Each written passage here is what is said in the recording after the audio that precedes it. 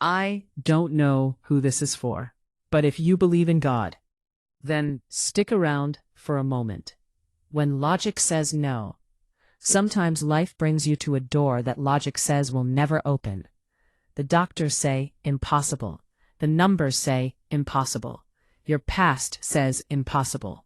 But God has never been limited by the mathematics of men. When the Red Sea stood in the way, the ocean learned how to move. When a shepherd faced a giant, a stone became stronger than armor. And when the world says it cannot be done, God whispers something different. He says, I specialize in the impossible. So if you're standing in front of a mountain today, remember something powerful. Mountains are impressive to humans, but to God, they are just things that move. God works in silence. Sometimes the miracle doesn't start with thunder. Sometimes God works in silence. While you think nothing is happening, doors are being aligned, people are being positioned, and circumstances are shifting. What looks like delay is often divine preparation. Because when God moves, He doesn't just solve problems, He rewrites realities. And suddenly, the thing that was impossible yesterday becomes the testimony you speak tomorrow. Faith is the bridge. Faith is not believing something easy. Faith is believing when everything around you says you shouldn't.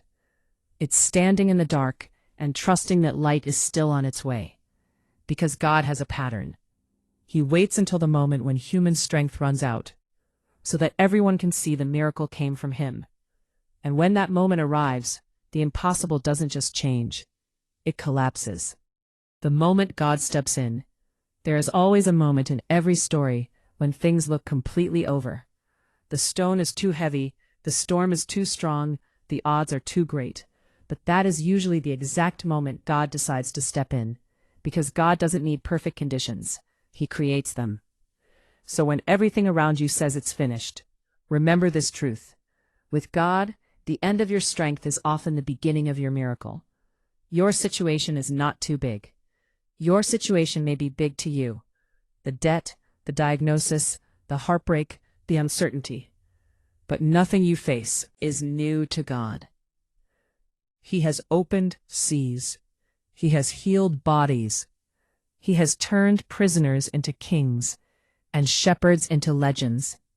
So the real question isn't whether your situation is big. The real question is this: is it bigger than God? And the answer has always been no. If this insight spoke to you, stay connected with this space and share it with someone who may need it.